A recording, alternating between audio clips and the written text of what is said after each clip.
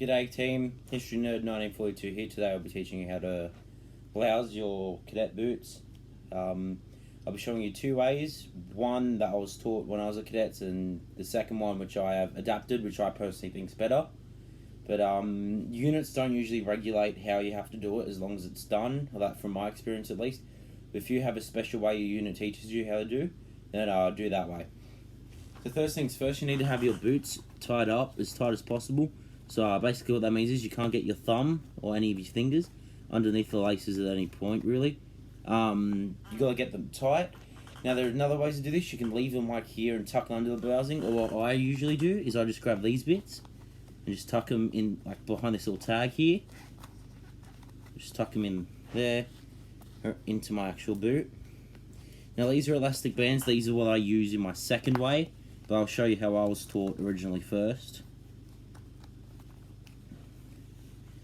Alright, so now you want that. Now that that's done, you want to get your socks up as tight as possible. Not tight, sorry, up as high as possible. And what you want to do is you just want to fold them like this. Now this is the way I was taught cadets. I personally don't like this way, but if you find this way works better for you, go for it. Now what you want to do is you want to bring your pant leg down. So make sure, right, when it's folded, you've just folded it all under like that. Then you're going to bring your pant leg down. Now that that's done, you're going to want to grab the bottom of your pants, and this is a harder bit to explain, but I'll try and show you. So see how we've got the sock here? You're going to want to tuck it underneath into the sock, like that. And see how it starts to look like it's bloused? Now, as you can see, it can cause a bit of problems and is a bit difficult. I also tend to find that this comes undone rather easily, hence why I have my own way, which I prefer. I'll do this side next. So again, you just want to sort of grab the sock and just tuck the pant leg, or the bottom of the pant, under. It's a bit annoying, comes undone easily. I'm not a big fan of it. But again, if this is how you're taught and this is what you're comfortable with, feel free to do so. See, like, it's stucking at the back here, which is a bit harder to do. So you've got to try and just tuck it under. So that's what it looks like.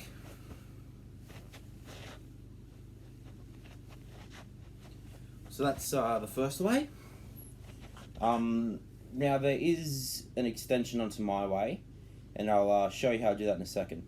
Alright, I've returned. Now I've got elastic bands around the top of my boots. The easiest way to do this is you put them on your boot before you put the boot on, and just slide it through. So that way you're not trying to put the elastic band around here, it's already on the top. Now you might want to get a few elastic bands because these might break after a while, so you have backups. Always take spares with you. Or a better alternative is that you can get lace type things. I can't remember the name off the top of my head. Lackeys. That's what they're called, lackeys. And I'll put a picture of them now, but basically they go around your boot and you can just fold them underneath here.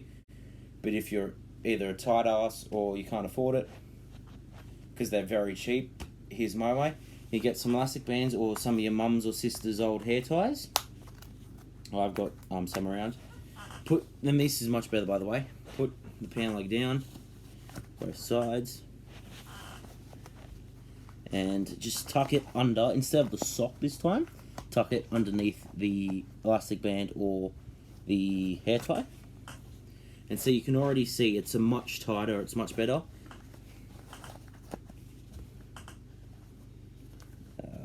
Coming along nicely. There we go. See, it's much tighter, it's much better. Give you a bit of demonstration.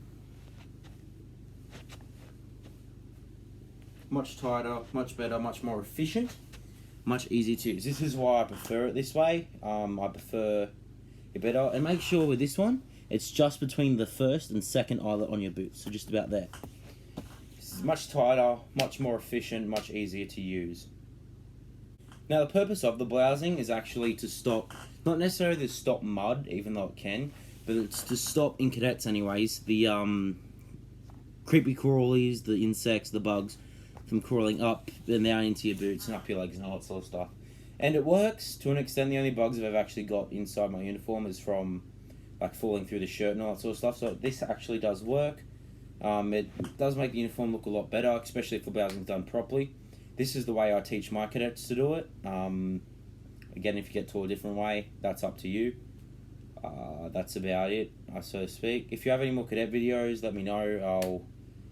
I'll try and get onto them. I've been a bit slack because it did affect my cadet career for a while, because like people did sort of find my channel obviously and sort of like make jokes about it. And it was just more or less because I was new to cadets. I was very awkward about it and I didn't really want to make myself stand out. But I'm much more comfortable with it now. So like if you have things, I'll try and make videos. Some things I can't make videos on, like my unit, where I'm located, all that sort of stuff. A lot of the comments, if I have done that, I have deleted. But yeah, if you have any specific unit information, let me know and I'll make video. See you guys later.